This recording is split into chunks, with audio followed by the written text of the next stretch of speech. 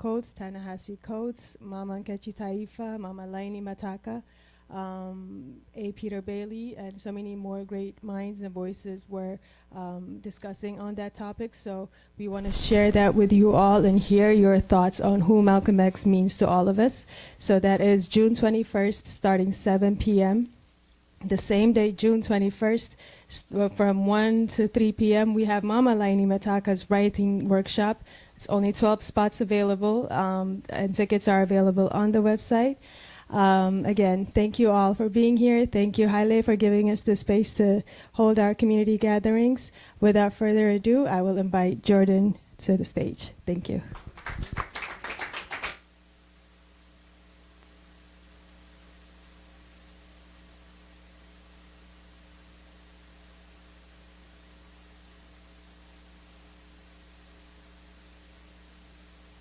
Good evening. Good evening. Welcome to Haiti on Our Mind, presented by Haile Garima and Sankofa Video Books and Cafe. Born out of Haile and Shrikiana Garima's revolutionary film Sankofa, this house of books and film is a liberated zone, a place within the belly of the beast where we can sharpen our minds and our spirits to fight against it. I'm Jordan Cato Strudwick, the co-producer of the On Our Mind series, alongside Abel Tesfaye, who leads technology and documentation, and Maritu Makonnen, who leads everything else. Next month marks a year since our first gathering, Gaza on Our Mind, a space highly envisioned so that we as a community could come together to process, to speak, to create, and to do our small part to fight against the normalization of the genocide of the Palestinian people during a time when the potential consequences of doing so had many of us paralyzed with fear. By coming together here in solidarity with each other, we were able to dispel that fear and help others dispel that fear and give ourselves over to full-throated solidarity with the long-suffering people of Palestine.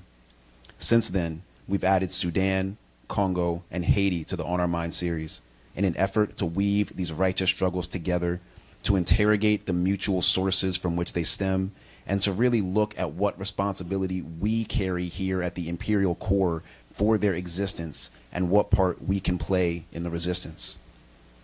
Every dollar raised tonight, both online and in the house, will go to WPFW 89.3 FM Washington, Jazz and Justice Radio, a platform that has given so many of us in Washington the knowledge, the values, the inspiration, and the capacity to concretely organize against imperialism for 48 years. If this event moves you, if the legacy of empowering community using art, scholarship, and conversation that WPFW and Sankofa share moves you, we encourage you to make a donation at WPFWFM.org under Eugenia Charles's show Con Bit Lakai, Cash App at $WPFWDC, or see Maritu in the front of the store to donate cash.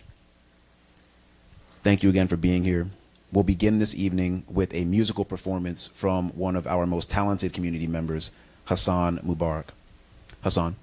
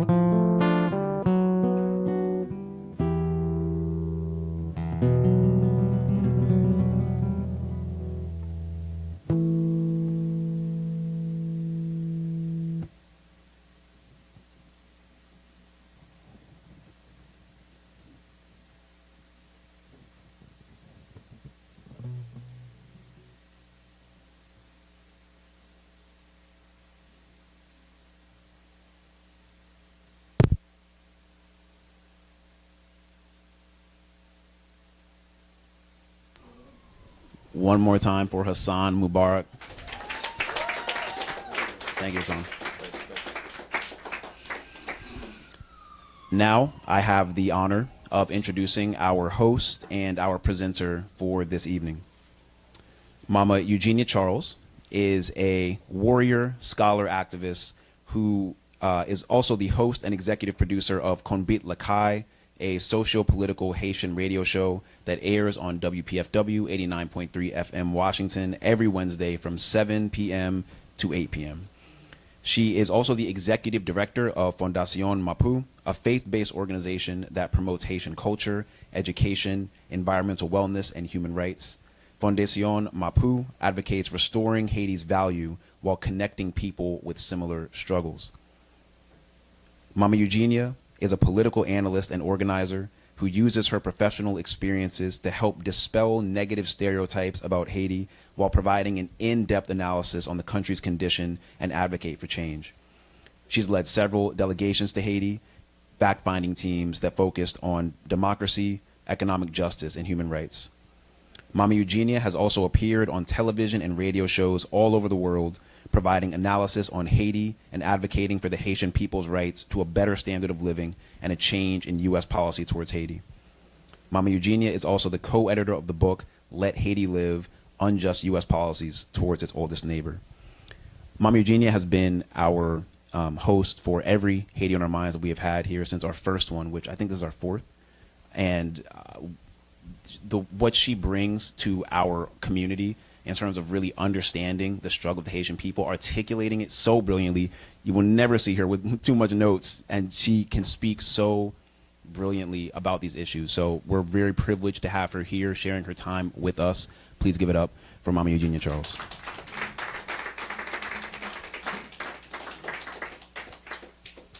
And now our presenter, Charlot Lucien. Charlot Lucien is an Osher Lifelong Learning Institute scholar at the University of Massachusetts who has presented for decades on Haiti's culture and history in various academic and cultural venues in the U.S., France, Haiti, and Canada. He's recently focused on examining the intersections between the Haitian Revolution, U.S. history, and the U.S. abolitionist movement. His areas of interest include raising awareness about a framework to advance the issue of restitution of what he calls the historical 1825 French debt to Haiti, its contextualization within the larger reparations agenda, and eventual membership of Haiti in the African Union. He authored the article, The Lost Haitian Generation and the 1826 French Debt, The Case for Restitution, in the University of Miami Inter-American Law Review in 2023. He is also the founder of the Haitian Artists Assembly of Massachusetts, where he leverages the power of arts to help impact narratives and policies about Haiti. Please give it up for Charlot Lucien. Mama Eugenia, the floor is yours. Greetings, everyone. It is always a pleasure to be here. And Jordan, you walk away. You know I want to do this thing with you.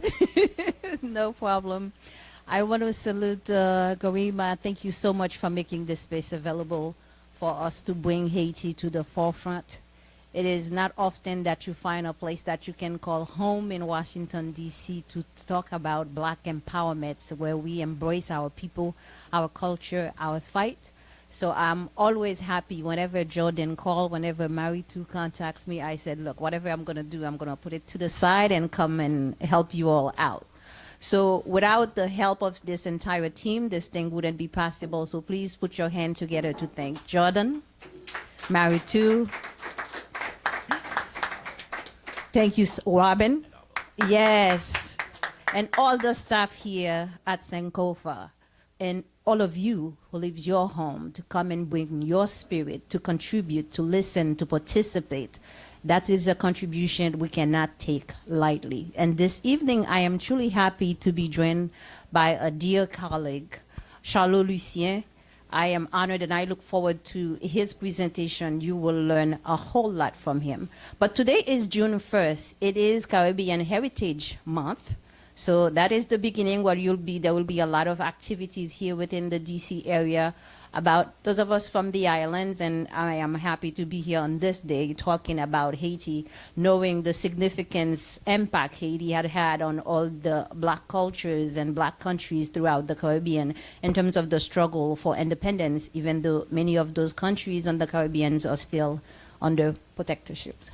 So how are you doing this evening? Great. Amazing. Great to be here. Excellent. So Charlot, you ready for us? No, I am. Good afternoon or good evening, everyone. Greetings, good evening. So we'll let you start and then we'll move on to the next phase. Thank you very much again for this invitation, and greetings to all of you who are attending this very special event in person. I am currently in Boston, and I will try to tie or to see connection between Haiti, Boston, and Maryland and Virginia as well. I would love to say that I want to enlist the participation, yours or the audience, once in a while as I do this presentation. If you are here, clearly you are interested into Haiti and larger issues as well that pertain to international relations, to black folks, and to their experience here in the U.S. So, Eugenia, Jordan, help me out. I'm going to ask you a question. If I don't hear, you can let me know. If I ask any one of you here attending, when you hear, either back in the days or today, when you hear Haiti, what comes to mind? Either in terms of qualifiers, adjectives, concepts. You hear Haiti. I want people to literally shout something, and then Eugenia, tell me what you hear. I'm asking people, when you hear Haiti. When you hear Haiti, what do you think of? Anybody? Yeah, what do you think of? Toussaint. One word. Mm-hmm. Anybody else? Haitian Revolution. What else? Thank you. What else do you hear? What are you thinking about? Haiti. Anybody from the back? Don't be shy. Don't be shy. One word. Adjective, qualifier, concept. What comes to your mind when you hear the word Haiti? Disaster. Somebody else say Disaster. freedom. Resistance. Resistance. Anything else? Anybody else? Charlot is a professor, so he's going to make you participate, so get used to I it. need to be here so I can actually go on with my stuff. Exactly. One more. So come on, one more person. Haiti. Maroons, race vindication. Here. That's Negritude. very helpful. I will tell you also that some people, either back in the days or even today, when they hear Haiti, they think of gangs, migration, political instability, voodoo, both people, HIV and AIDS, dysfunctionality, rebellion. So I'm adding those things for you just to make sure that we are not leaving any stone unturned as at time some of those qualifiers, some of those perceptions, some of those stereotypes that are applied to Haiti and to Haitians are going to drive how people interact with Haitians, how to make decisions, how they make policies, how to get close to them or move away from them, again, because historically there have been certain perceptions, certain stereotypes, certain qualifiers that led people to, again, be in a certain way when interacting with Haitians. So I wanted actually to leave it open for you to know that these are things that we should acknowledge first before we move into a formal presentation. I will be sharing some slides and going through them a little bit fast. The goal would be to bring your attention, to point out certain things to you, and then you can go ahead and research them further, either in formal ways by consulting some of those scholarly publications that get deep into them, or take the easy road. You can literally pull your phone at time and then Google or do some web search, surf the net, and then pull some of the information. Either way, Either you go deep into a scholarly approach, or you get into pulling things quickly off the web to at least start the discussion. That will be fine as well.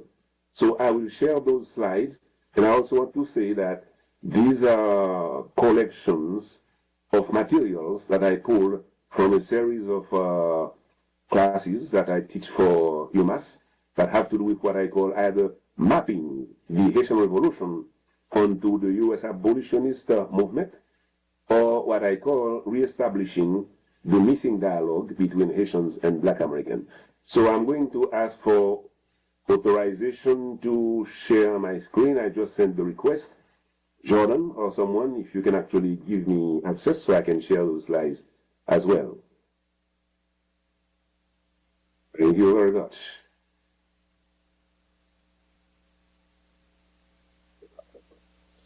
So what we'll do here is, a second, beginning.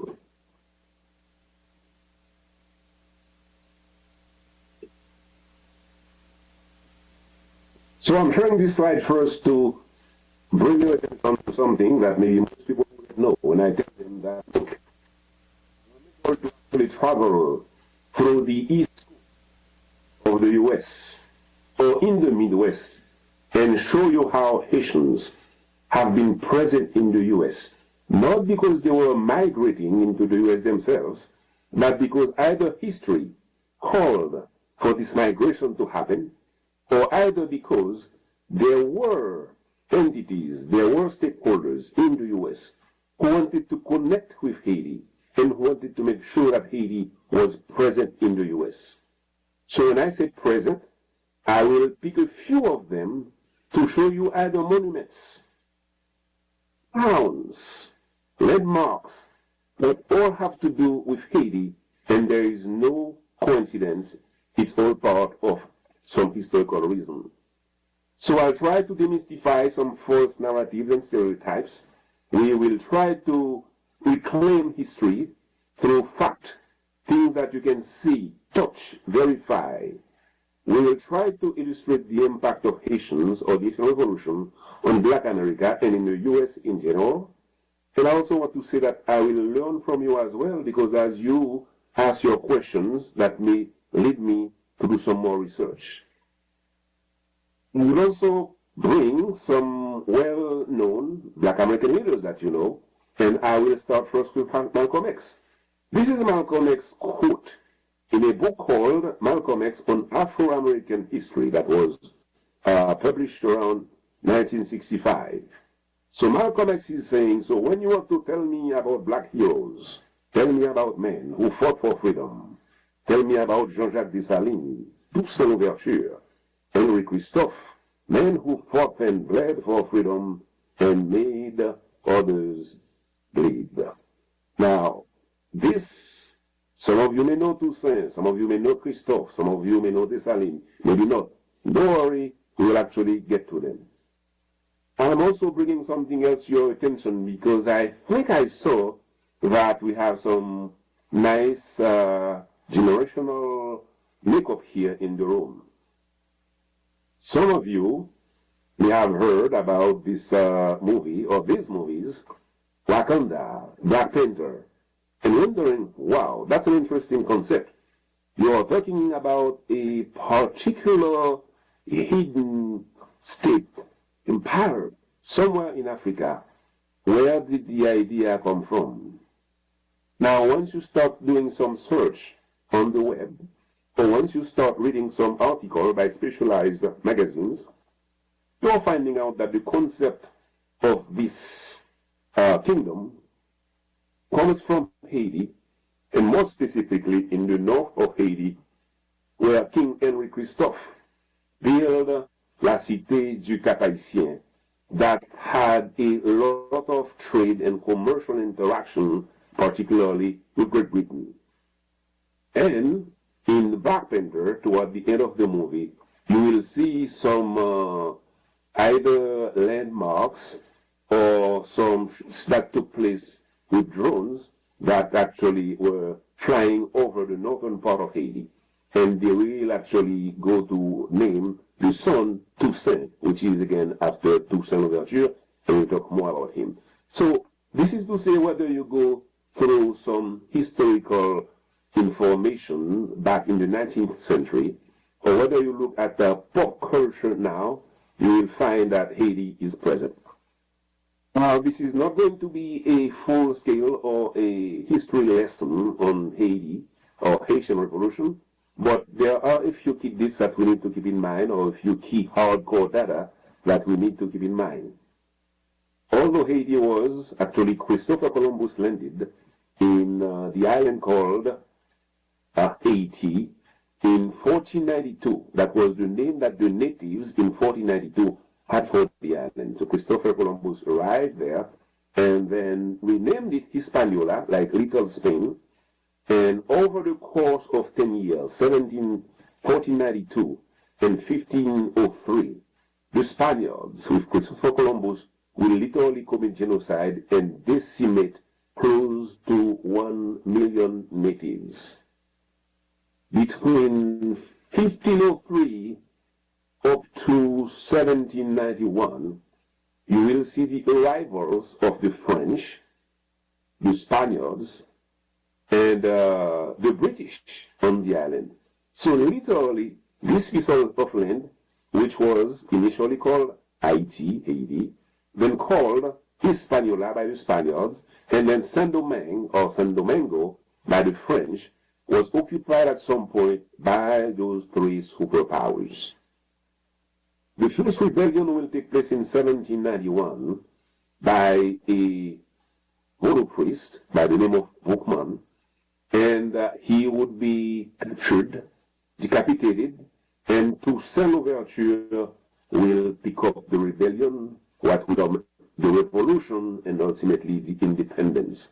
So between 1791 and 1803, you will find kidnapped Africans who rebelled under the guidance of Toussaint Louverture and Dessalines and Christophe, and they will successfully battle European armies, Spain, Great Britain, and France. This was unprecedented, and they succeeded since at the end the French armies were chased from Haiti in 1803. Here are some from tidbits. 1793 was when France was literally forced to abolish slavery on the island, and this was under pressure from the black troops led by Toussaint Louverture.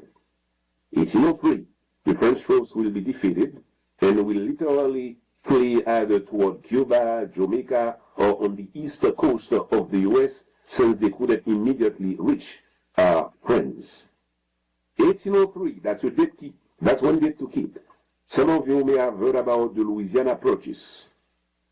Literally, because Napoleon's troops were defeated in Haiti, where he intended to amass them, to regroup them, and from there to go and reclaim this large piece of land called Louisiana. Because his troops lost the battle in Haiti, he had to literally sell Louisiana to Jefferson. We will see that further down. And finally, on January 1st, 1804, Dessalines proclaimed Haiti's independence. That was going to be, for the first time, the first black republic in the world, and the second state in the America after the U.S. Can you pause for a second for me? We're going to fix the sound quality, and then we'll bring you right back on. Thank you. We'll be back in a second. 1 second. I'll let you know in a moment.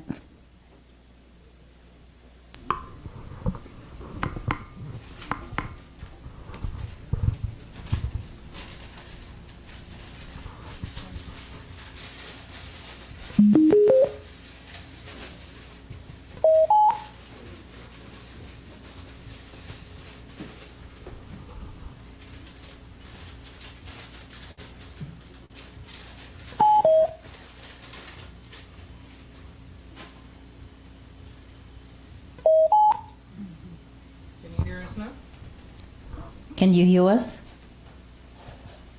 Oh, I think I'm muted. Okay. Can you hear us now? Charlot, qu'attendez? Oui, m'katando konya. We should be able to hear you right about now. Can you say something? Di Yes, what about now? Can you hear me now? much better. That's better. So I will continue if that works. Oh, There is one One thing moment, to sir. keep in mind. Although Haiti proclaimed One its second. independence One in- second. 1 second. Brother, back up at least 2 points. Can you back Can up? can you back a little bit to 2 points before you, if you can, so they can recapture it. Yeah, the actual 2 points he made towards the end. 2 points before the end of the last sentence you made, please. Sorry about that. We're ready. No worry, merci. Can you hear me well now? Excellent. Perfect. I was pointing out that although Haiti became independent in 1803, was having some interaction with some countries, however, it's only in 1862, under Abraham Lincoln, that the U.S. would recognize Haiti and establish diplomatic relations. There was a boycott of the U.S. of Haiti started by Jefferson in 1803 that would last close to 56 years. So let's look at what that means for Haiti to become independent. A number of things to consider. I mentioned to you Toussaint Louverture. There's a whole curriculum about Toussaint Louverture. He was this man who only toward in his late 40s joined the revolution and was going to lead the troops because he had joined the Spaniards who promised to free the blacks if they would fight against either Great Britain or France. So under the Spaniards, he learned about maneuvering military troops or weapons or ammunitions. He was also an avid reader because some Jesuit priest had taught him how to read alongside with his godfather. So he was into reading books about Julius Caesar, about revolution, about Telemaque. That led him to appreciate the way to conduct battles, the way to establish leaderships on armies. So that actually put him in a good position to first be in charge of 5,000 black troops for the Spaniards. When the French decided that in order to pursue the ideals of the French Revolution, they would acknowledge freedoms for black, then he joined the French and started to fight against the Spaniards, which he will ultimately defeat. He will go on now to attack the British troops on behalf of France until he expelled them from the island. He was now in a position where he was going to be fighting against France. In the meantime, John Adams was establishing contact with Toussaint Louverture as a way to undermine the power and the presence of France in the Caribbean or in the America. And this is where we'll find that at some point, John Adams will formally be in touch, in contact with Toussaint Louverture to the point that he would be dispatching what is now known as the oldest and the biggest warship of the U.S. back in 1799, which is called the USS Constitution. So these are the kind of extraordinary facts that people may not know, but that are easily traceable once you start finding the information, even at the lowest level in Google or any website. You type John Adams and Toussaint Louverture or John Adams and the USS Constitution in Haiti, and you start finding this type of information. Now, one thing I'm putting this black thing for us to pause a bit. If we talk about a few kidnapped Africans in slavery, able to defeat what was viewed as the most powerful army in the world back in the days, the armies of Napoleon Bonaparte, then the armies coming from Great Britain or from Spain, there is something that was going on. And indeed, this Haitian Revolution was able to act at 4 levels. Remember, if you say American Revolution, we are talking about an anti-colonial revolution that was after colonialism, with Britain against the US. If you talk about the Bolshevik or communist revolution, you are talking about social classes. In the case of the Haitian Revolution, we are talking about 4 dimensions: colonialism, classism, racism, and slavery. All those things, all those constructs were dismantled when the Haitian Revolution succeeded. Slavery was gone, colonialism was gone, even at the level of, if you will, social classes, you now have a new class of humans being in control of this particular place, and racism is no longer the case, because guess what? Both Toussaint Louverture, Dessalines, they would integrate white progressive elements from Europe who wanted to join in the fight for freedom, to the point that now in the highest command centers, you will have black officers working collaboratively with white officers who are willing to support the Haitian Revolution. So that's one thing to consider about several dimensions of the Haitian Revolution right there. Now, as we go on, we want to talk about the US. Let's look at how the Haitian Revolution will manifest itself into the US. I'm showing you this map intentionally without pointing to specific places.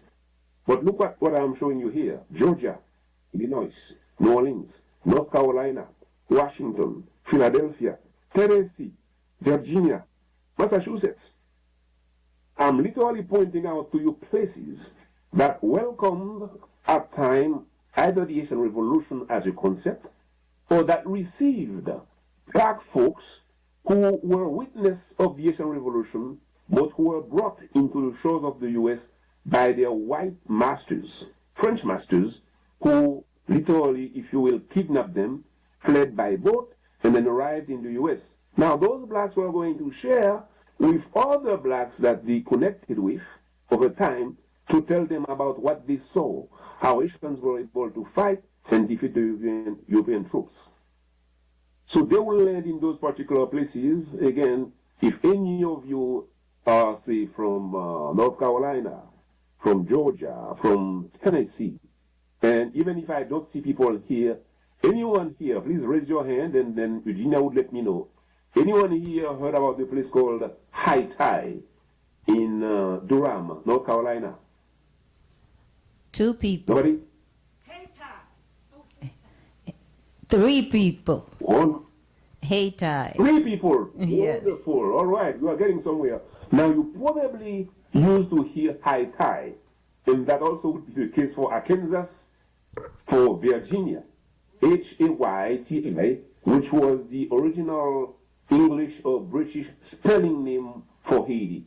But believe me, this has nothing to do with Haiti. This has to do purely with Haiti, and we'll get more into this. Now, I am holding with me now this book by Professor Matthew Clavin from the University of Texas. And let me read for you what you are looking now at page 139. In Alexandria, Virginia, freedmen likewise poured into a black settlement which residents had for decades referred to as Haiti, Haiti. A few blocks away, they constructed a medical facility that eventually served hundreds of black soldiers and contrabands. This they named Louverture Branch Hospital. Naming important species after the Haitian Revolution was a tradition established earlier in the century. In the South alone, there were Haitis, Haiti, in Arkansas, Maryland, Missouri, North Carolina, and Virginia. Now, the same observation or the same findings were also confirmed by other scholars who started to dig into traces of the establishment of certain settlements in the US or in the South, particularly after, allow me carefully, after the American Civil War, and we'll see why. Now, I'm randomly pulling for you a few places. Toussaint Louverture Hospital in Virginia, 1864. The Toussaint Louverture Cemetery that was established in Tennessee in the early 1890s. Jean-Baptiste Point de Sable. And please feel free to take a screenshot and then start Googling this information. I won't be able to share the slides. However, Jean-Baptiste Point de Sable was this Haitian man who migrated from Saint-Marc, Haiti, and then ended in the coast of near Mississippi, and was going to build the first settlement, start trade that will become Chicago. Savannah, Georgia, you have a monument built after some 1,500 blacks who had traveled from Haiti to fight alongside the American troops against Great Britain. Anyone here from Massachusetts? Maybe no, or who've been to Massachusetts? This particular monument is called a memorial to the 54th Regiment. We'll talk about it later. And down below you have Haiti Heritage Center, which is part of one monument that you will find in Durham, North Carolina. Now, here's one big outcome of the Haitian Revolution. I mentioned to you earlier the Louisiana Purchase. For you to understand the magnitude of the impact of the Haitian Revolution, one needs to understand what this whole Louisiana Purchase is all about. I'm going to repeat. This piece that you are looking at here, in the middle, green, it was all Spanish territories that were sold to France. France was never able to settle feet or to send settlers in those Louisiana territories. However, his plan was to re-establish slavery in Haiti, amass troops in Haiti, and then from there get to the bottom of the U.S. and then start getting up in the Midwest and occupying this piece, Louisiana. However, because he lost the 60,000 troops in Haiti, he was forced to abandon this project, and what's a good deal to have was to get some money out of it. And that's where he approached Napoleon, Jefferson, who was already interested into this particular piece of land, and that would be sold for the $15 million of the era, which would be today something close to 350 million, so close to $400 million. So the size of the U.S. was literally doubled in 1803 when Jefferson was able to buy the Louisiana territories from Napoleon Bonaparte, and that was going to add some 12 to 13 more states to the initial construct of the U.S. Let's get now more specifically into the impact of the Haitian Revolution on black Americans. It will be hard to give you the full picture, but I will flag them to you. Some of you in your history classes may have heard about Denmark Vesey. Now, Denmark Vesey is known to have attempted this particular or the largest revolt in America's history by blacks in Charleston, South Carolina. Ultimately, he was captured and he was executed on July 2nd, 1822. However, what to keep in mind is that Denmark Vesey was initially a young boy who grew up in Haiti, who was the possession of a white master who moved in Haiti. So he knew about the Haitian Revolution. He saw what was happening. So clearly, between the age of, say, 10, 11, 12, 15, he saw things and he got inspired. So his plan when he attempted this first revolt was to literally cause as much damage that he could and then take his followers and then go back to Haiti. Because Haiti was known at this place at the time as this place that was feared by either European or others because they had defeated European armies. However, he was captured. So the story goes that Vesey was A, inspired by the Haitian Revolution, B, talked about the revolution to his followers become free men. I'm talking about impact again. We are just going to move a bit in different places. Now, those of you who know Savannah, Georgia, you may Google and find the address and pay a visit to this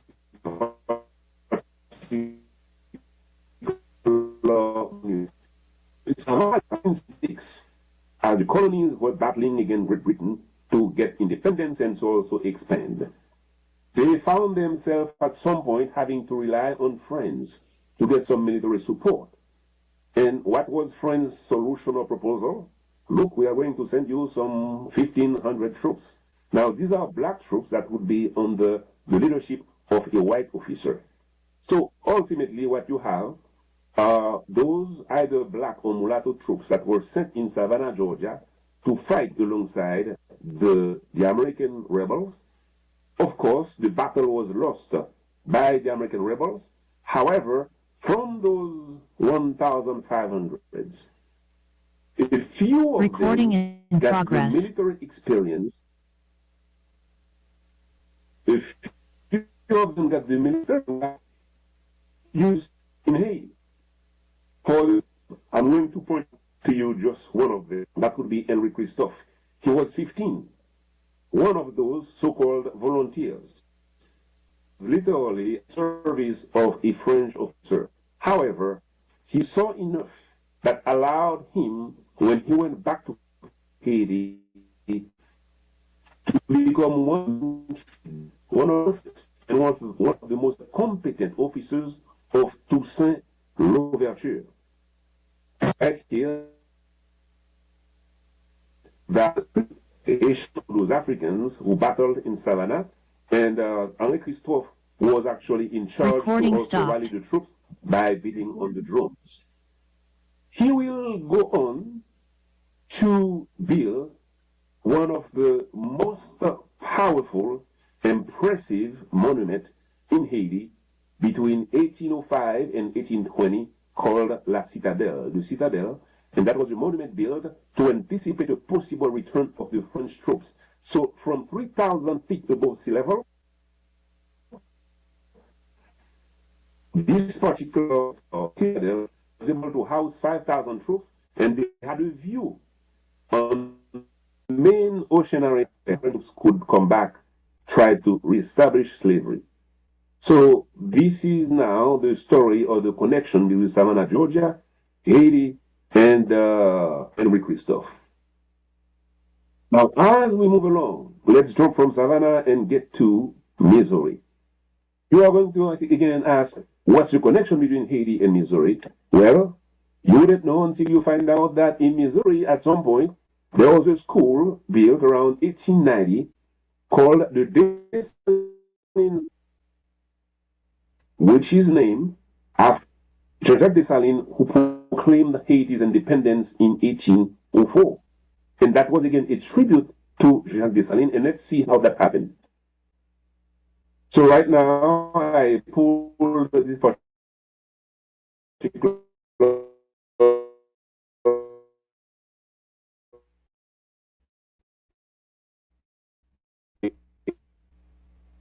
in town cemetery.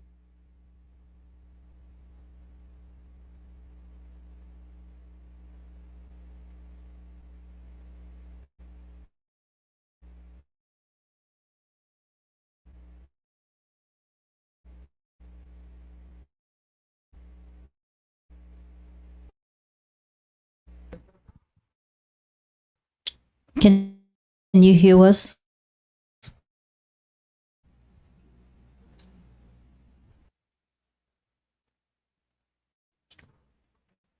Charlot, entendez-nous?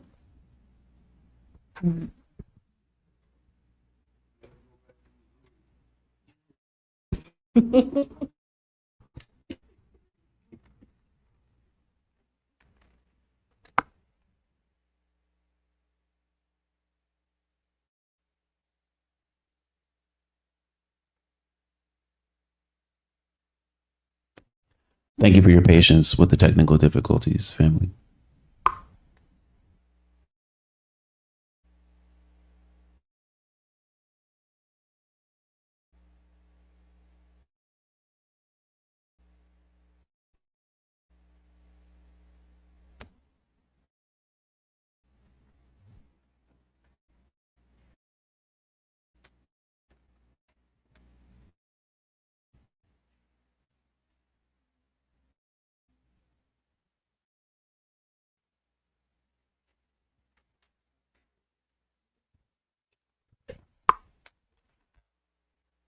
That's what happened when you come to Charlot Lucien School. It's quite interesting sometimes when we look at U.S. policies on Haiti. Folks says, what do we need in Haiti? It's just a poor country. What do we have to do in there? And then, in a short moment, you can see all the connections and the impacts that Haiti has had in the United States and why people here in this country, the enslaved African, took their courage and fight to free themselves. It took quite some time. We did it in a way. And that inspirations from our ancestors allow us to carry on. See, when they took Toussaint and he said, in taking me, you have just chopped down the tree of freedom, but we'll rise up again. They never understood that concept. And to this day, we are still living through it. You can take down Malcolm X, but that message, that fire continue to rise. You've taken Toussaint, but that message continue on. Dessalines freed the nation. Yes, Dessalines been assassinated, but every day, every month, every year, there's always a new leader who comes and continue on with that message. The only challenges that we have in Haiti and within our own Black community here in the United States and elsewhere is allowing ourselves. I can hear well, but I suspect that some people now may be connecting with the information if they heard about those particular names of. Yes, Nabutune, Missouri. Is in the other name that you know. We trying to fix the sound so they can hear you better. He's out now a few seconds now to tell you about Frederick Douglass. Now, Douglass, you know him, of course, as the great Black abolitionist connection. Just learned about Haiti, even as a young man, as he was getting into those famous tours to talk about abolition. He learned about Toussaint Louverture, about Dessalines. He would be among those who will be petitioning for the U.S. or for Lincoln to recognize Haiti as a country, to establish diplomatic relations. He will be the one recruiting blacks to be part of what was called the 54th Regiment, which was the first black regiment that got into the armies of the North to fight against the Confederates. Think about it. One, he had enlisted two of his sons into the 52. The 54th Regiment created what they pick units, specialized units or squadrons that they called Toussaint Louverture squadrons, Jean-Jacques Dessalines squadrons. After Abraham Lincoln recognized Haiti, under President Benjamin Harrison, he was going to be named the first black ambassador to Haiti in 1899. So between 1899 and 1801, Haiti, with one mission, by the way, Benjamin Harrison to sell a portion of his territory, which he would sabotage. He will sabotage the instructions until finally the mission was cancelled. And guess what? The U.S. will abandon the idea of getting a piece of land in Haiti and they American territory. But initially, that was supposed to be a plan of the U.S. to have stuff in Haiti. Thanks to Douglass, that did not happen. However, we are now connecting Douglass to Haiti, to the Haitian Revolution, and to the 54th Regiment, because I want to mention this regiment to you as well.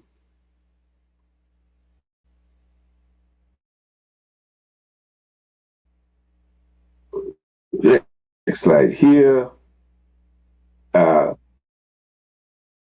Something also interesting to know, the very first international fair in the US or in the world took place in Chicago in 1893. In 1803 in Chicago. And Douglass will go on for a more than 2-hour speech to praise the impact and the value and the significance of this revolution. to the point that without maybe the Haitian Revolution, blacks in the US would not have been inspired to conduct some of those rebellions or some of those movements in the east coast of the US. I am going to now have to go faster and let you know that, again, these are things that you can go on and research further. I also encourage you, if you have young kids, the young generation, to pass them on this type of information, because this is how, as we get empowered, we can contribute to demystify or to dismantle certain narratives about either blacks or about Haitians. So in North Carolina, you have the Haiti Town and Heritage Center.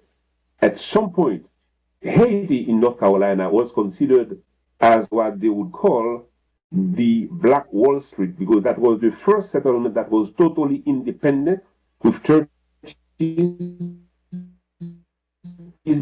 by those blacks that started Haiti in North Carolina.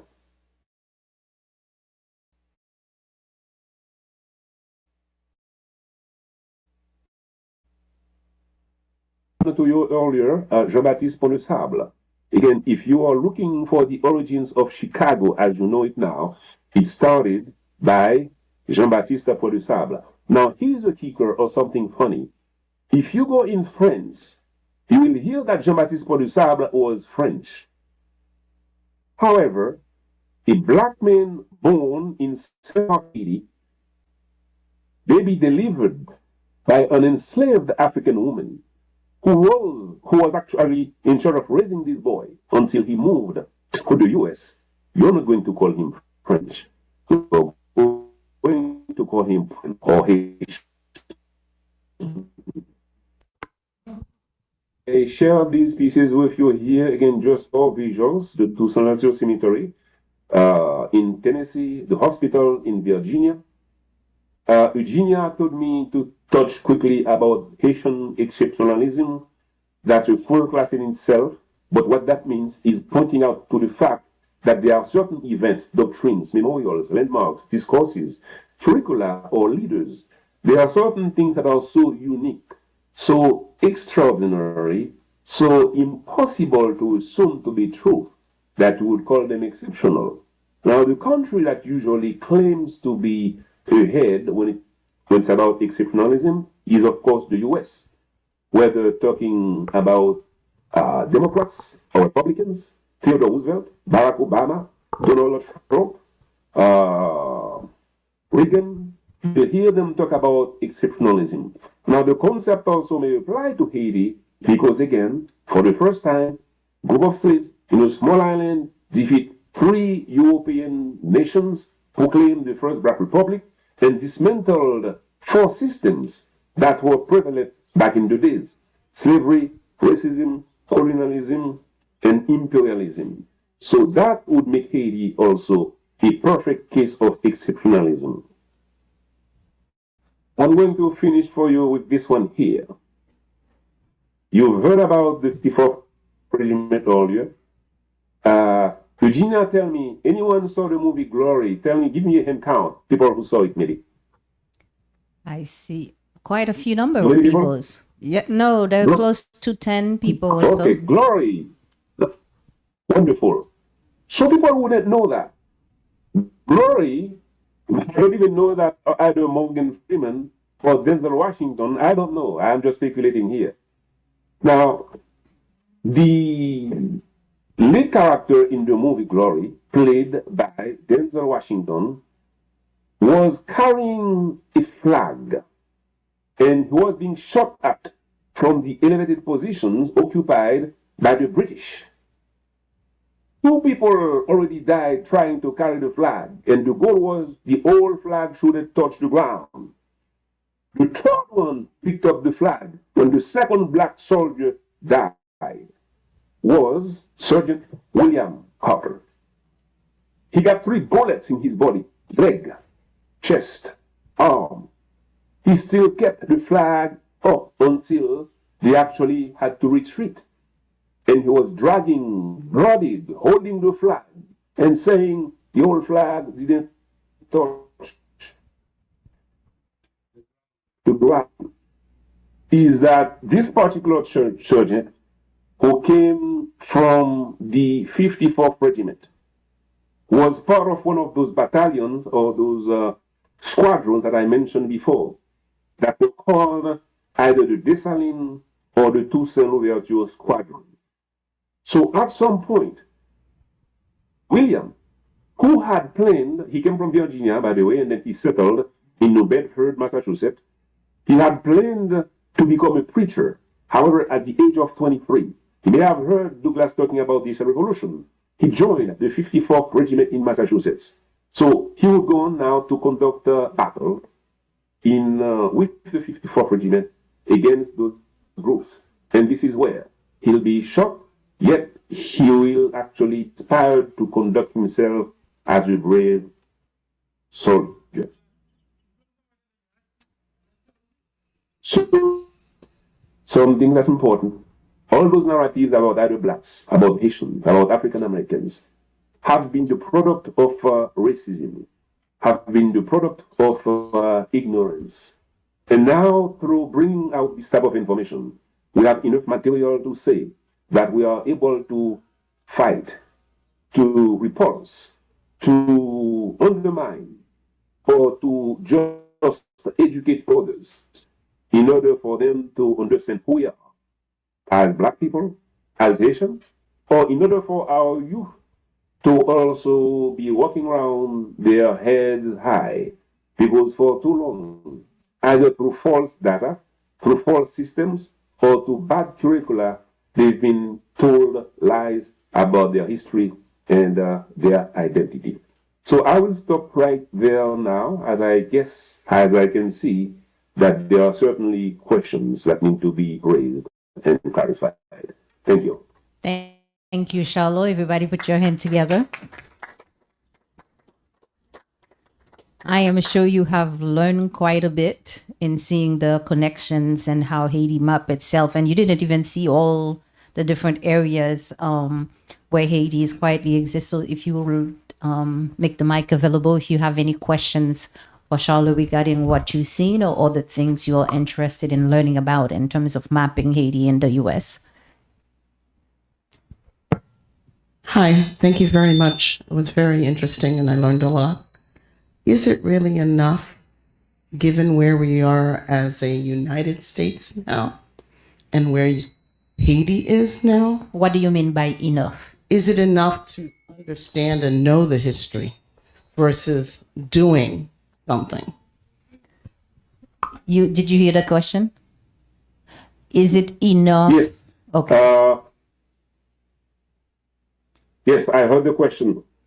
So this presentation was about, again, impact of, that's what my sense, history and Haitians on Black America. So I brought it. But what I was saying, at time when you have the piece of history that empowers you to raise certain issues, that empowers you to affirm your identity, and that empowers you to question certain type of policies, and that also now, very carefully, help us build relationships and connections with other stakeholders, with other people, other parties, other communities who didn't know what has been our connection.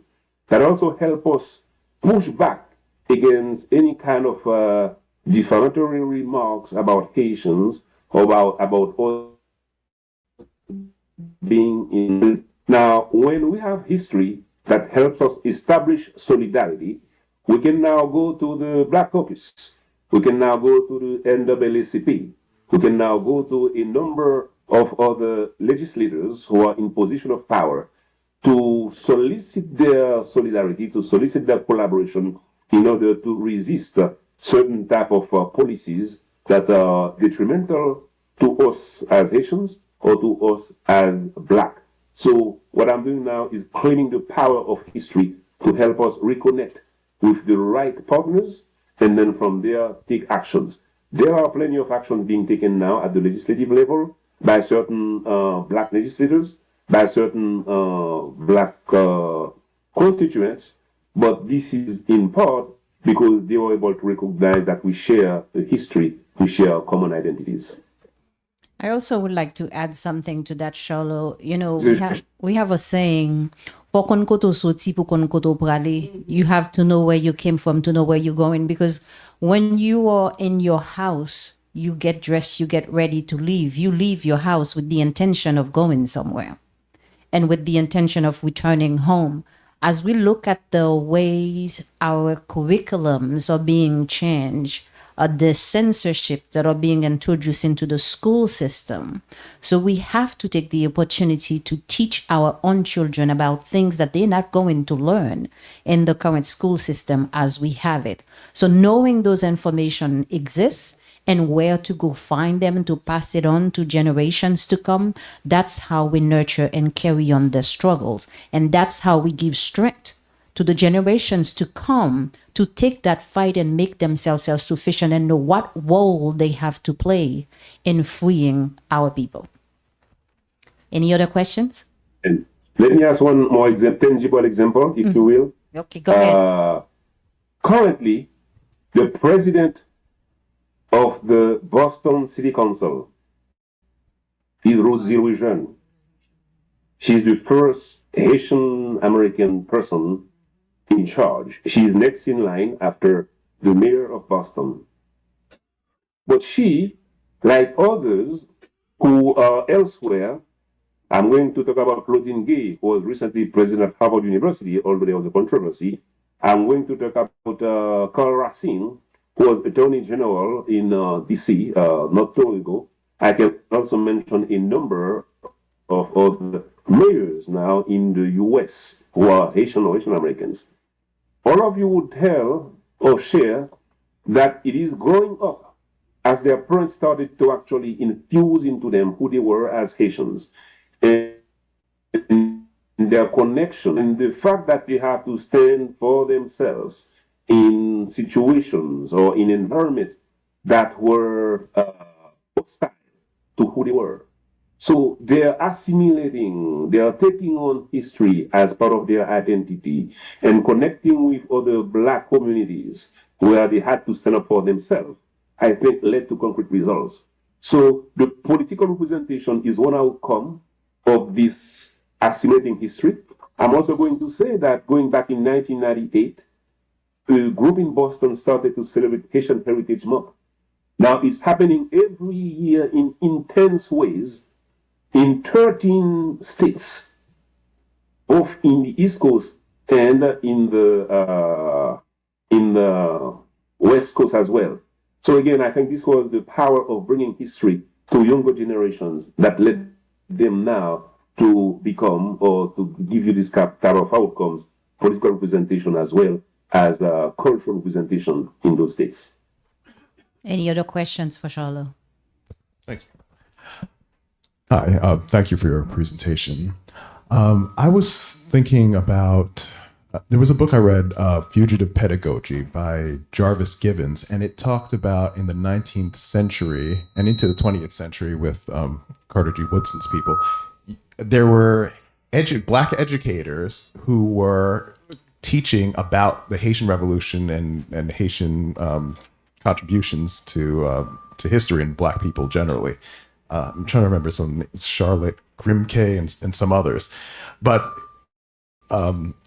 around that, there were a bunch of, in part of that discussion when I've heard about that and talked about it with friends, there's more discussion of other buildings, like kind of like what you discussed. But do you is there anything you can say about about that sort of work, like among Black educators who were doing what Madame Charles said in terms of going outside of the approved curriculums and teaching about Haitian history and culture, even within this country, even during Jim Crow and afterward?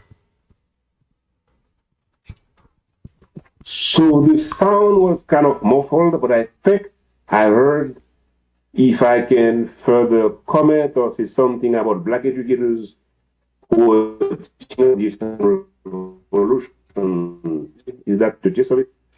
So Black educators who were doing Jim Crows, who went outside their way to find information to teach people about the Haitian revolutions.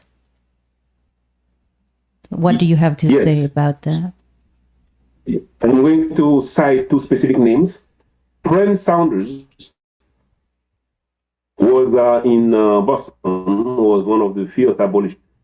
He had not only thought about the Haitian Revolution, he also literally went to Haiti to help rebuild the school system, or to help actually build the school system using both what he had learned in the US, also what he had learned traveling to Great Britain as well.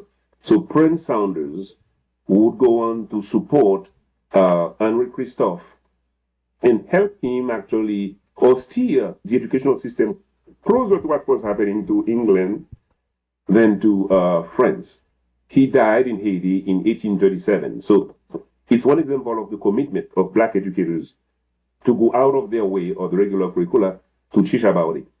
I'm also going to say that some of those schools that I mentioned, whether it was in St. Louis, Missouri, Dessalines School, or it was the Toussaint Louverture Elementary School in Oklahoma, particular settlements or towns where schools were named after Haitian leaders, that was pushed usually by the more advanced educators or some of those abolitionists who are educated Black ones who petitioned for this to happen in order for Blacks to have a connection with an identity that was similar to them. Remember, prior to Douglas intervening forcefully with abolitionists, Blacks were led to believe that you leave 200 Blacks in a plantation with 3 white masters, they will never rebel or revolt because they have actually been brainwashed and assimilated. They have been brainwashed into believing that they were inferior and they were slaves.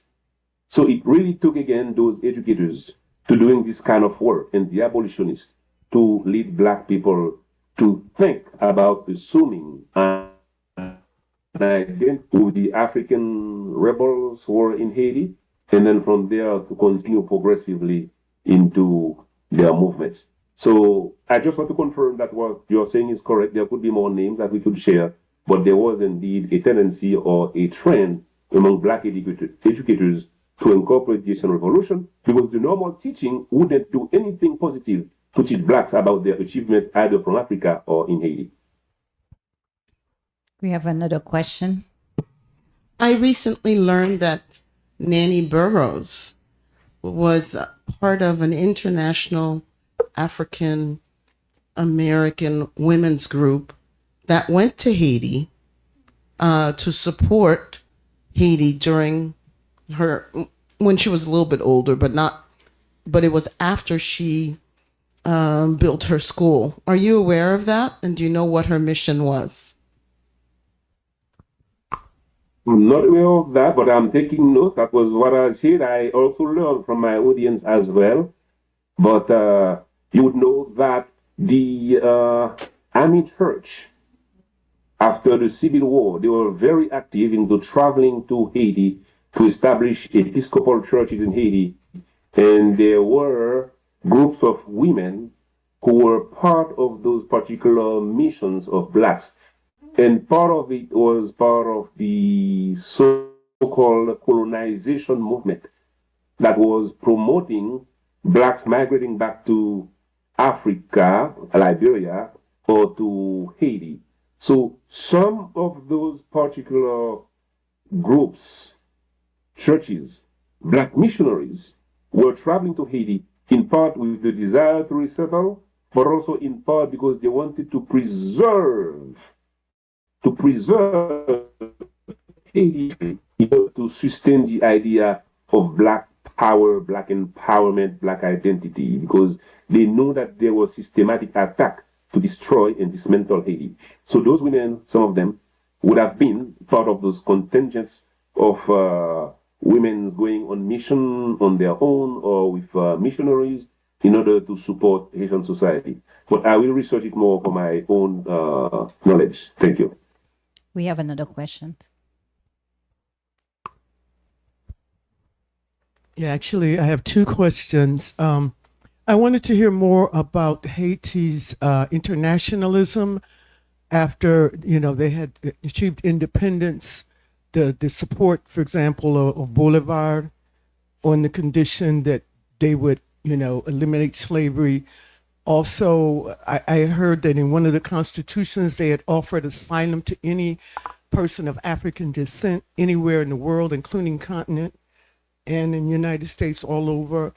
And I recently ran across information where they had taken, I think it was Neves, one of the presidents in the late 19th century during the war with Ethiopia and Italy, the first one, the Battle of Adwa, that they had brought money to Menelik II. I just wanted to hear more about Haiti's internationalism, and also, is there a historical novel on the Haitian Revolution that you would recommend to read that you think is a good representation?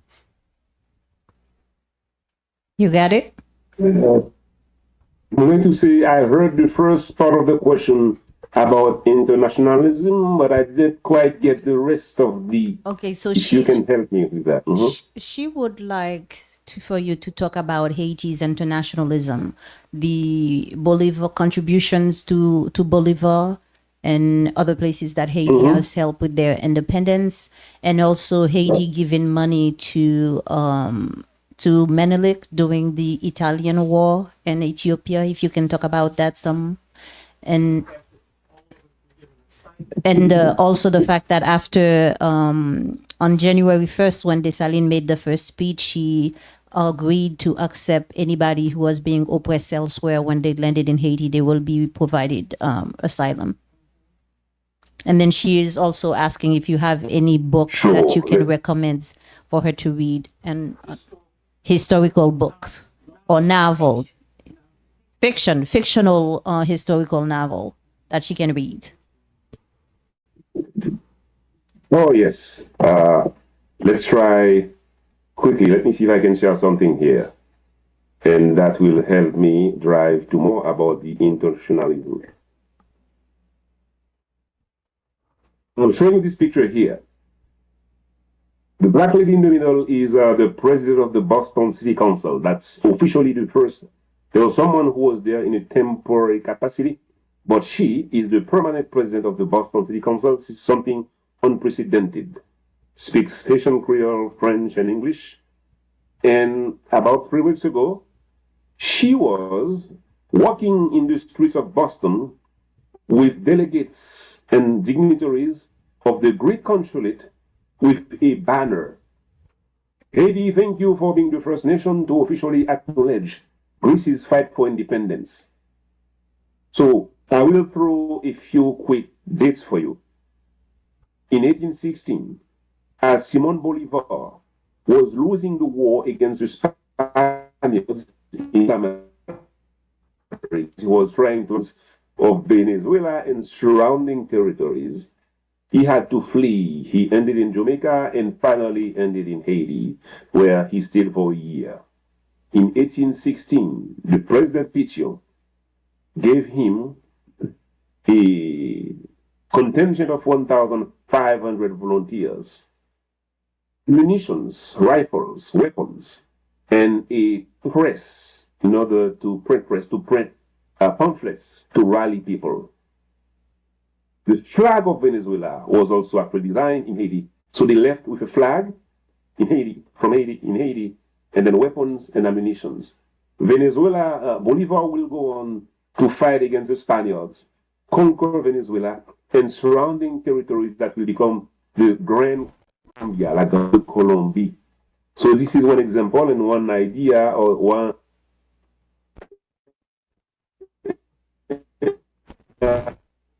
patient in either or Dessalines in either Venezuela or Colombia, Ecuador.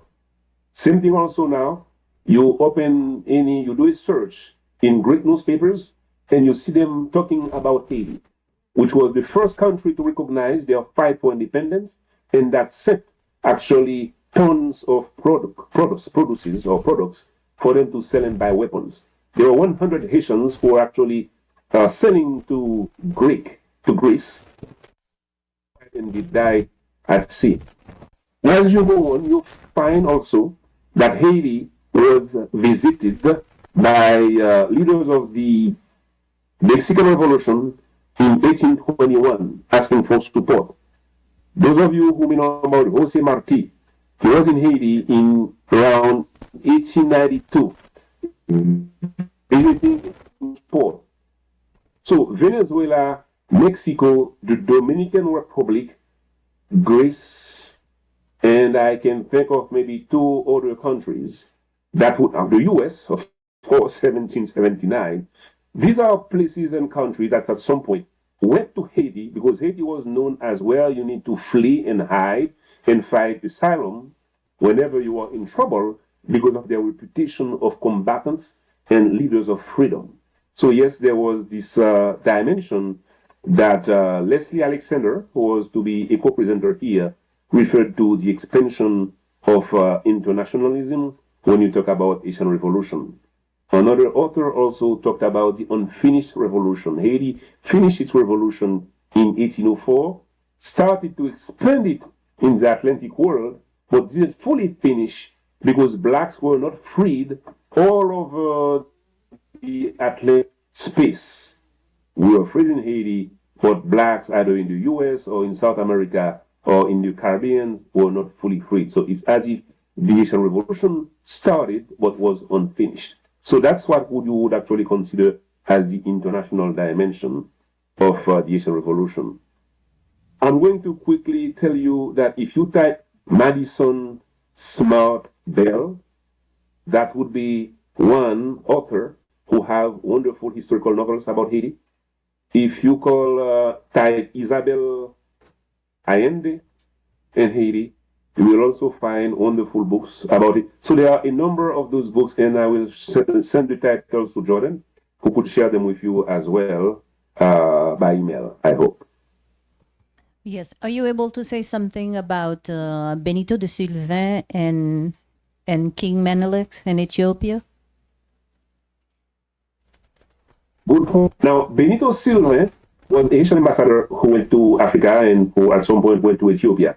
What we have to understand is that the initial movement, Pan-Americanist movement, of course, it started in Africa, trying to rally African nations into this coalition in order to fight colonialism. As you may know, that there was a clear convention that took place, was it Geneva in 1885, and the goal was for those European powers to literally establish how they were going to pass the pieces of Africa for Portugal, for Great Britain, for Germany, for France, for Spain, to occupy different places in Africa.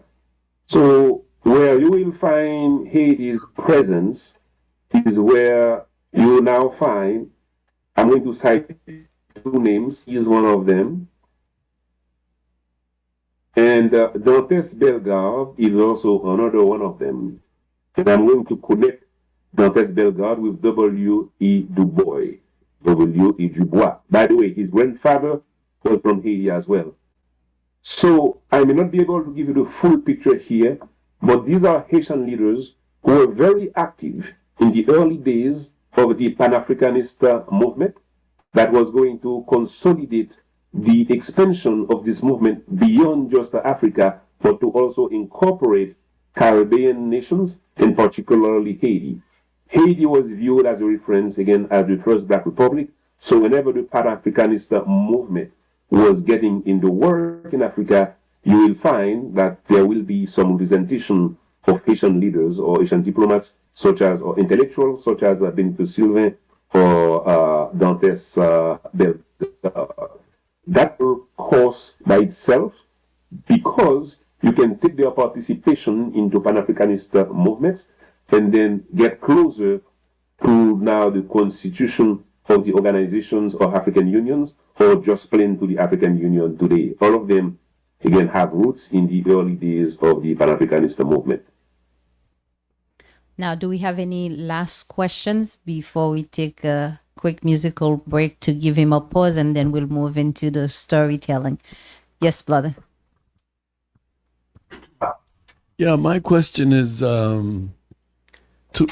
first, I'm not clear about your presentation as it relates to the United States, especially a revolution in the United States that was conducted by slave owners that kept slavery as a system.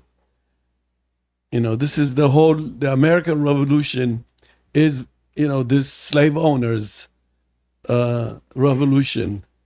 And so for me, I don't know why Haitians, for example, who are anti-slavery in their essential substance, and as to, you know, the kind of revolution they have, for me, is illogical for me to see.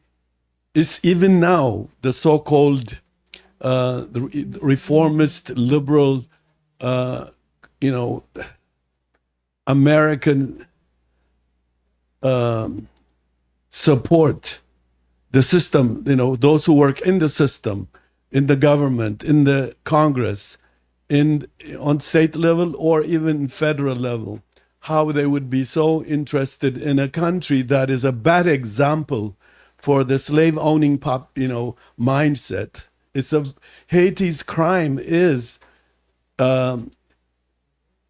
making revolution against white slavery and white supremacy. And it's a crime that to this day is used against Haiti.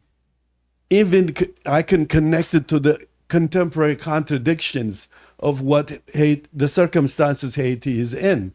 So for me, you know, Jefferson is the best witness of anti-Haitian philosophy. Dedicated his life. He says, if we let the Africans here be free like the Haitians, look what they did in Haiti. We don't want that repeated. In Virginia, and Notes on Virginia, every page is about Haiti's nightmare. So for me, I'm not connecting this false internationalism with the United States. I can see the internationalism in the South America, the Bolivar, even Chavez, you know, the statue that still exists in the government in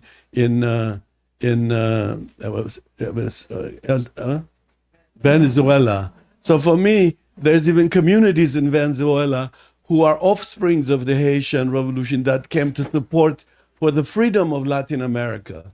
African Haitians, African Caribbeans from Miami, from the United States who escaped from Martinique, all went to be the Bolivar's first armies, Africans, international African armies. So I can see there the internationalism, but I cannot see internationalism with the United States, with Obama, even within the Obama context. Haiti has suffered, continued to suffer by that. This is what I would say, just to provoke what you would say. But the last thing I want to ask you is the gold reserve. What is it doing? I'm told the gold reserve is in the United States. Haitians' gold reserve is in New York. And am I wrong or right? Thank you very much for your presentation in terms of history. I'm grateful. I learned a lot, my brother, but I'm not buying the U.S. Liberal sentiment towards Haiti. From the foundation of Haiti, the United States created all the suffering Haitians. Every punishment that I see in Haiti is caused by the United States government. Did you hear it? So, let me say quickly, I didn't have like a perfect sound, but I think I picked up some key comments here.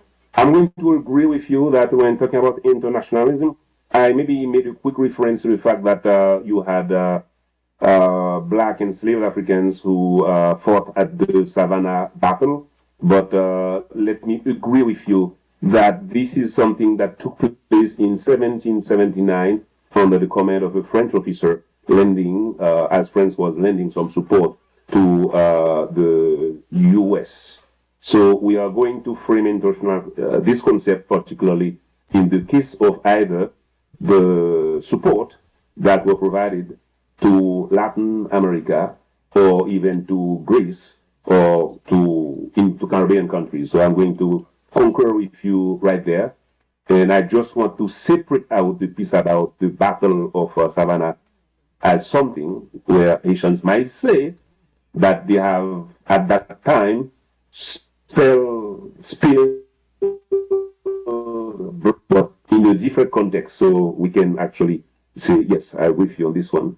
About the gold reserve, you are referring to the fact that in 1950, that was going to be between 1915 up to 1934, that was part of their going around and invading Cuba, the Dominican Republic, and Puerto Rico, and the Panama Canal, what they call the Doctrine of Monroe. So when they when they went to Haiti, they indeed literally stole the gold reserves of the national, and then they went and then put them into New York City banks, vaults. So this was viewed as the U.S. not only invading Haiti militarily, but also making sure that we control our finances by keeping those. This is a controversial. This is something now to pursue in terms of how to go after this particular pot of money that was stolen. They would tell you, oh yeah, we built roads, we built hospitals, which was in fact about crushing the Haitian population and establishing structures for them to further consolidate the occupation. So I would agree with you that in the interactions between the U.S. and Haiti, their policies have always been to consistently establish the structures necessary to preserve the domination or the exploitation. So yes, there have been plenty of policies from 1950s or even before, way before, up to today, that are contributing to the dire state of Haiti today. Okay, and I want to also ask one question, and I want you to correct me if I'm wrong. Didn't the Monroe Doctrine began clearly stating any French accented African not to be allowed into the United States?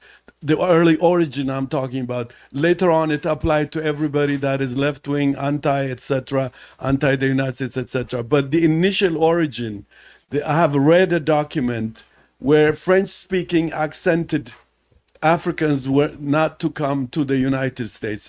And because they found many of them in all the rebellions, including the slave rebellion in New York, and Gabriel Prosser, which I hope you can also elaborate, 1802, there were African Haitians who are involved in the Gabriel Prosser's revolution. That's immediately after the American Revolution.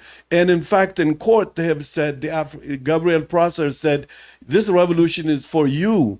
I remain a slave and I will rise against you again. So anyway, I just want you to touch that if you have any information. But the Monroe Doctrine, am I mixing things, or have you ever come across a document? I've read somewhere this. Thank you very much. By the way, I've enjoyed the presentation. I don't want to sound rebelling against the presentation. I'm just needing this clarification. Thank you about the gold, especially the gold reserve. Thank you. I appreciate. I know time is actually time. The Monroe Doctrine goes back to President Monroe, maybe mid 1820s, 24, 25s. That was to present or that the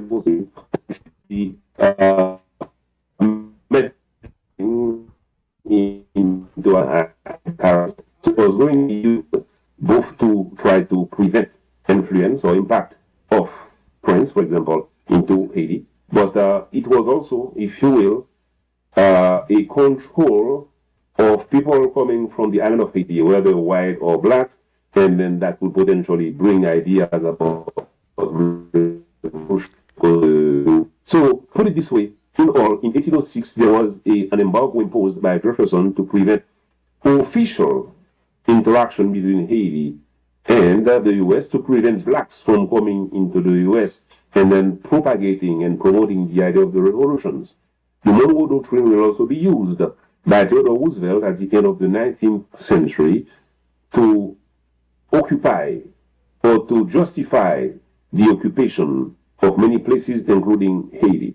So, without getting the Monroe Doctrine has been used over time, either in 1825, 26, or later on in 1915 against Haiti. And every time it was used, that was to the detriment of Haiti as a country, as a nation, and detriment to its economy. D'accord, Charlot, nous remercions. We thank you so much for this excellent presentation. We're going to give you 2 minutes to catch a breath and get some water before we transition into storytelling. And then Jordan is going to talk about some of the books that we have available here at Sankofa that our audience who are interested in learning or about the Haitian history from a novel context to be able to look at. Jordan. And we'll be right back with you, Lucien. Get some water. Thank you. Thank you, family. We learned something today? Okay, amazing. So I'm going to talk about a few of the books that we have available here for purchase that are about Haiti. The first one is, of course, the classic, The Black Jacobins, Toussaint Louverture, and the San Domingo Revolution by C.L.R. James. How many people have read this book? Okay, a lot of people, because this is a classic. This book is, for me, most of what I know about the Haitian Revolution came from this book. It has imperfections, but this book is incredible. It is so well written. It really helps you understand, especially Toussaint Louverture, who he was, his life, why he matters so much to people, not just in Haiti, but around the world. This is an incredibly important book. If you have not read it, if it is not in your library, I really could not encourage you more strongly to pick it up and read it. This is Haiti, State Against Nation, The Origins and Legacy of Duvalierism by Michel Rolfe-Trullo. And all of these books are going to be at the front, displayed on the counter. And of course, if you're interested in them, you can also come and find us and talk to us about them. This is a very relevant book, The Black Republic, African Americans and the Fate of Haiti by Brandon Bird. So if this conversation has stirred your interest about that particular topic, this is a perfect book for you to pick up.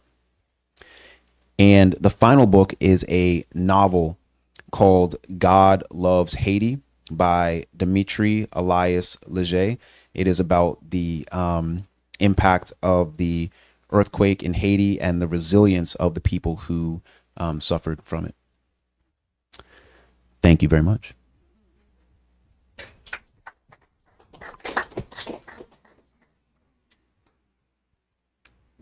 That is the great things about Sankofa. You can come here, fuel your brains with great information, and when you're going home, you can grab a book and continue learning, because the learning never stops. Because, sometimes people says, I'm getting older. I think the older we get, the wiser we get, because you accumulated more information. You're able to connect them and help the next generations to come. That's very important. So what is something new that you've learned this evening that you didn't know in terms of how Haiti is connected with the U.S.? While we wait for Charlot to come back. Anybody want to try out? Something you didn't know. Yes, go ahead. Hello.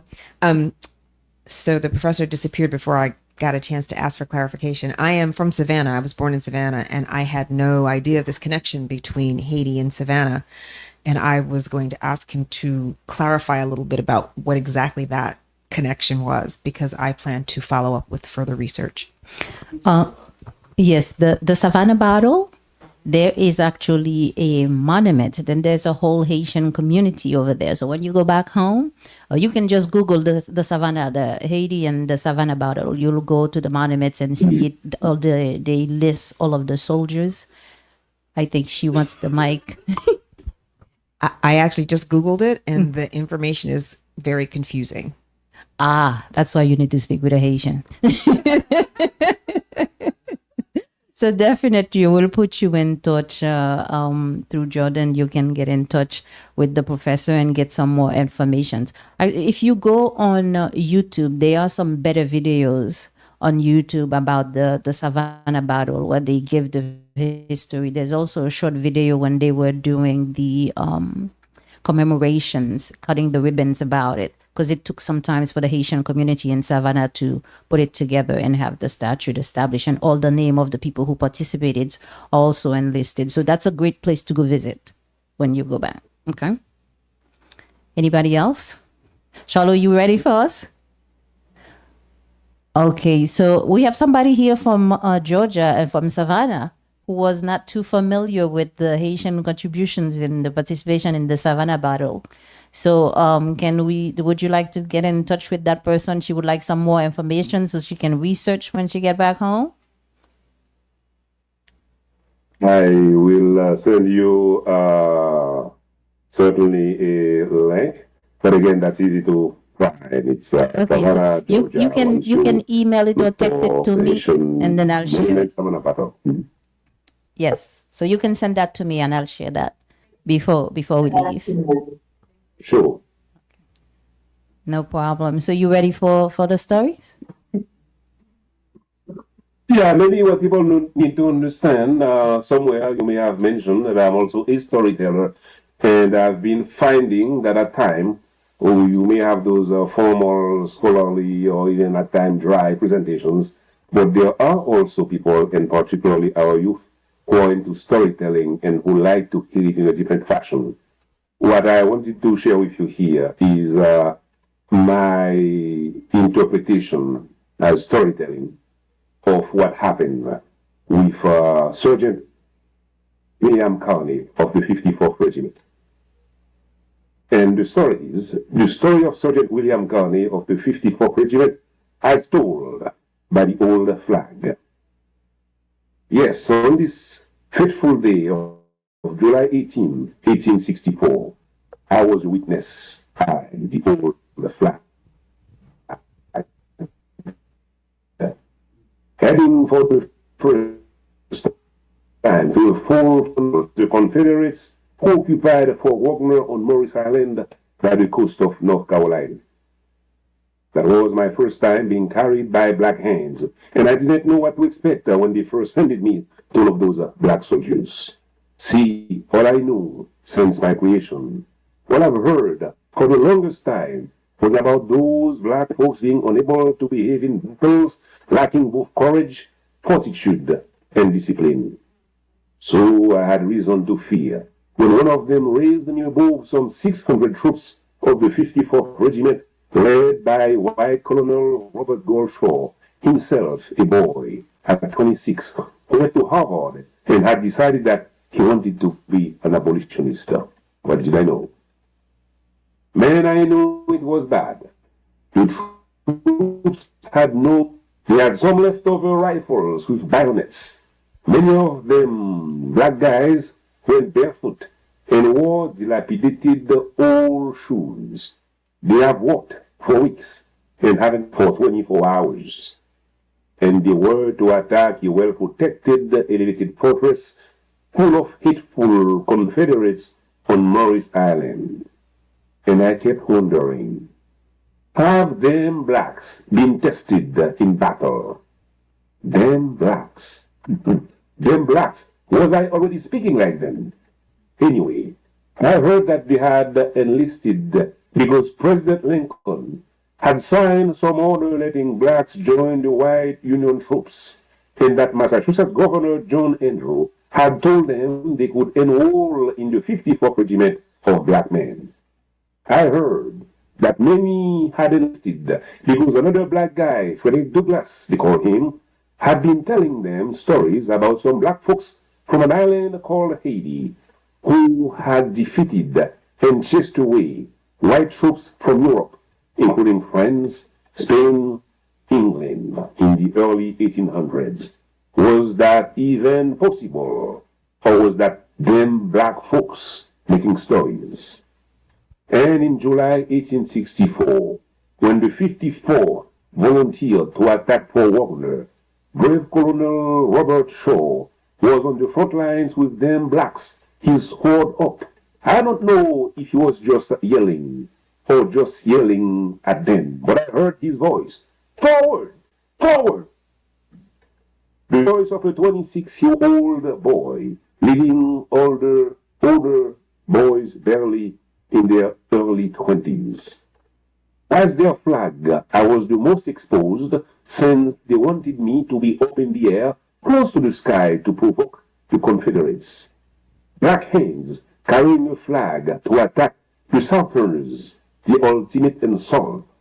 Some of those Confederates were so incensed, so mad, that instead of shooting at Colonel Shaw and his black officers, they started to shoot right at me and my bearer at once. See, look at me today. See these holes, these burns? This is where some of their bullets went through me. But I was still up, flapping and flopping, watching the epic battle from the top. And I knew that the 54th Regiment was lost. I could see it from above. I saw them falling one by one as the Confederates from their elevated positions fired their cannons, muskets, and rifles in an infernal fury and deadly cacophony. Yet they kept advancing, like their Haitian counterparts in some place called Haiti back in 1803. And then what was to happen happened. My bearer was finally hit. A bullet pierced his head.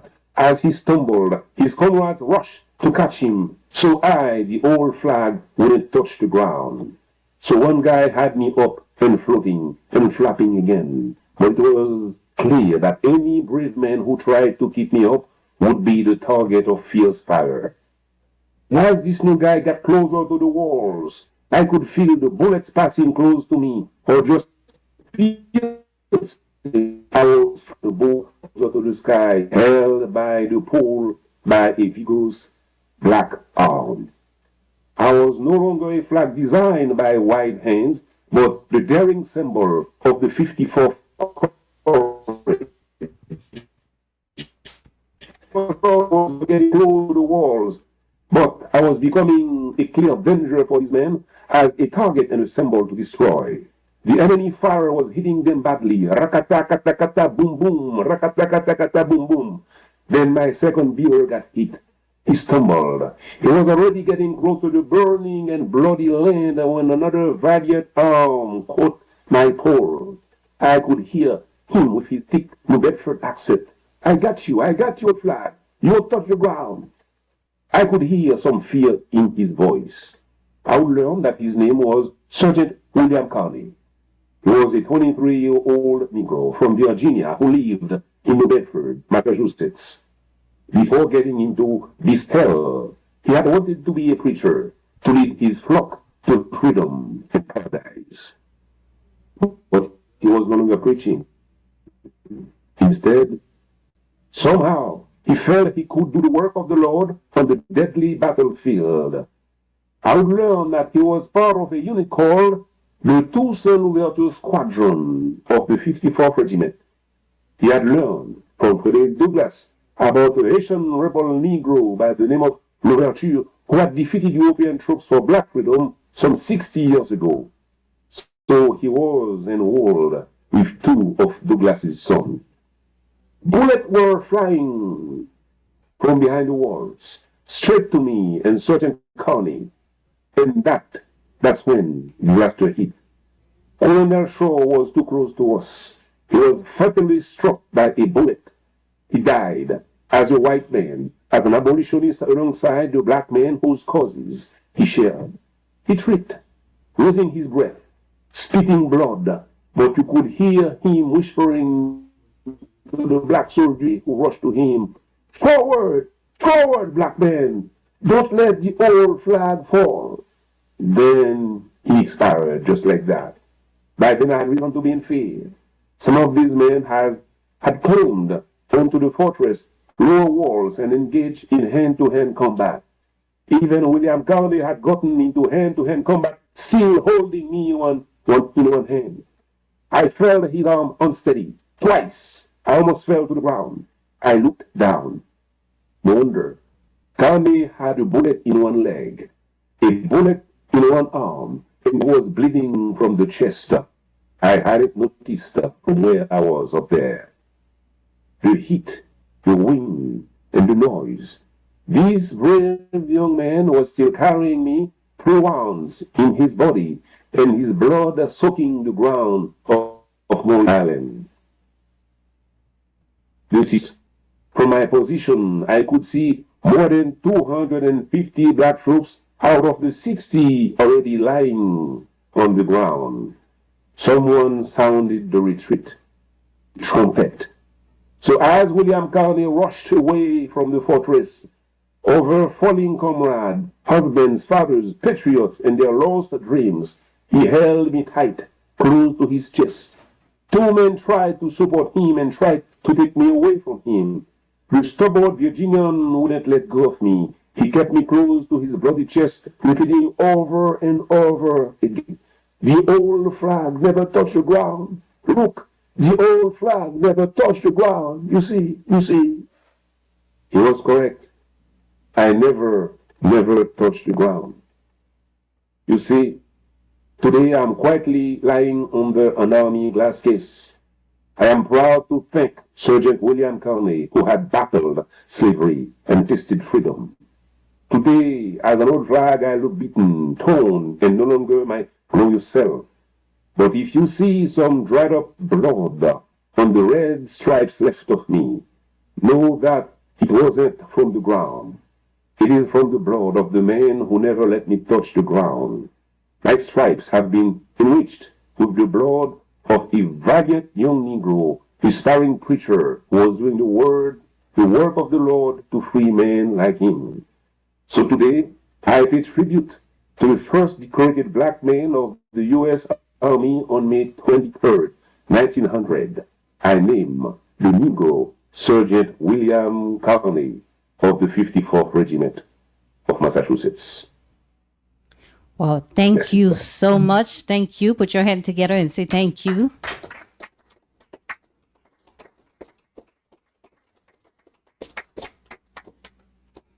Professor, we salute you for this wonderful presentation and this great story. Jordan, if you have any last words for us before we transition into the musical piece. I don't have that many last words. I appreciate that people took the time to share this space and to share this moment. I hope that they will be further motivated to go into and dig furthermore into whatever I shared here, and that they also take it to friends, colleagues, particularly to the young people around them, so that we continue to bring about a story that has been hidden, a story that has been erased, both in academia and in regular curriculum, in elementary or high school or upper classes. So I think again those kind of gathering contribute to scholarships. Thanks. Where can people access your work? Well, I have to send you a few links, maybe, because they will be into different type of anthologies or sites and publication, and that's easier to again make a list and send them as well. I would also say I'll send you the information about these classes that I teach over at UMass. Some have to do with mapping the Haitian Revolution into U.S. history. Some have to do with mapping Haiti's history into New England. Some have to do about is there such a thing as a Haitian exceptionalism. And every time, every of those classes bring some of those information and data from different angles and allow people to further get or dig more into them. All right. Thank you. Again, put your hand together and thanks Charlot for the great presentation and all the work that he does. We will be in touch. Thank you, Professor. And folks, before Brother Hassan Mubarak comes up to close us out, I missed a couple books that I want to talk about. So we talked about the Black Jacobins being foundational to our understanding of the Haitian Revolution.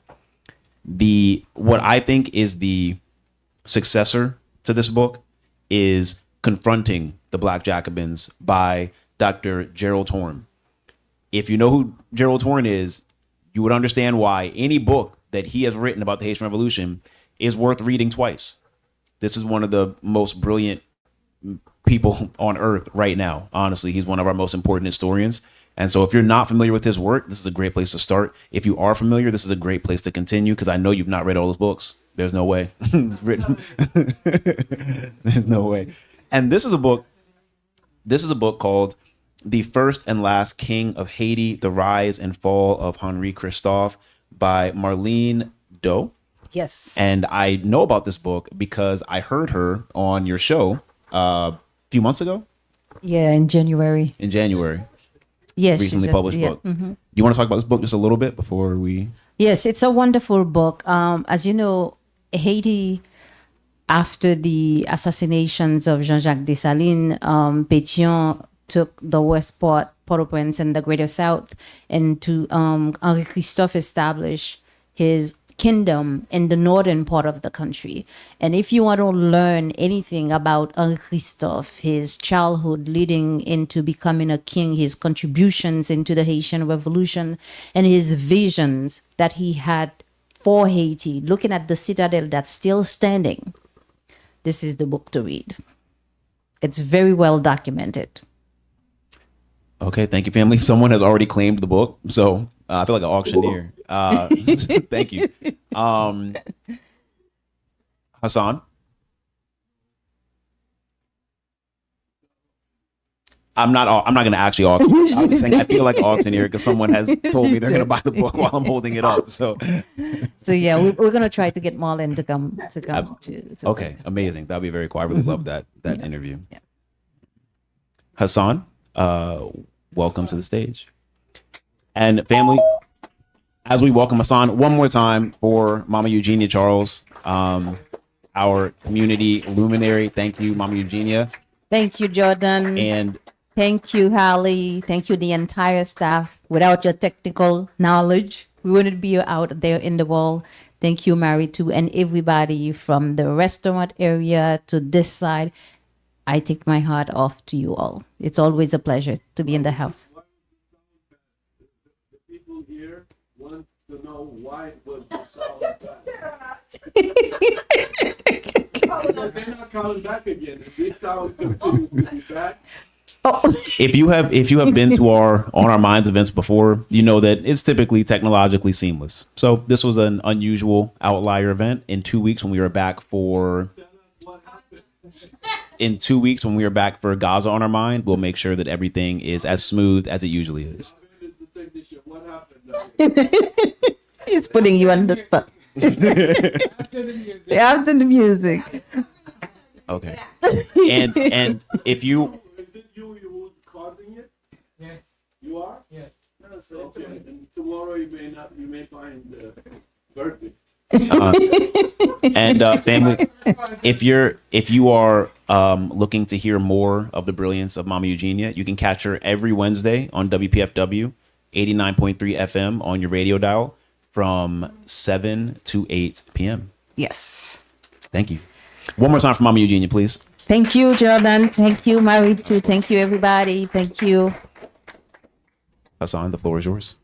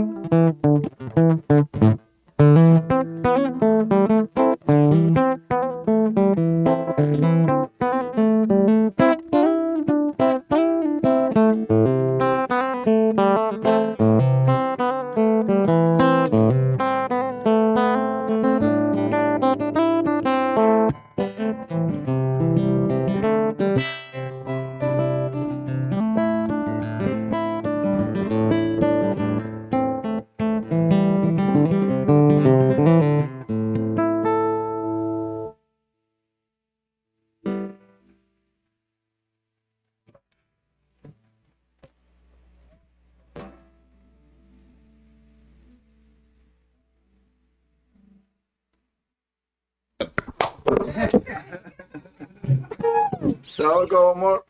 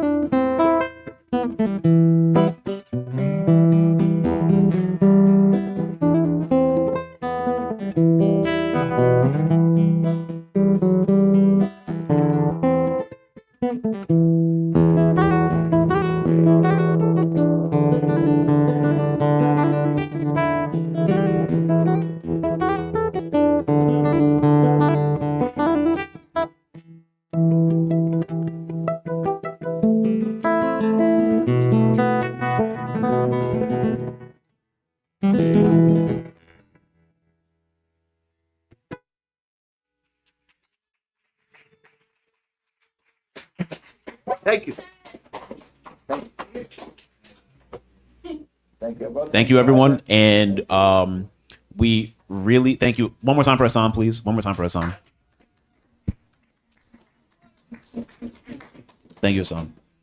So this brings us to the end of our event this evening. Thank you, everyone, for being here. We really hope that we see you again in 2 weeks for Gaza on Our Mind. The purpose of this series is not just to have these isolated events where we focus on Gaza, we focus on Sudan, we focus on Congo, we focus on Haiti.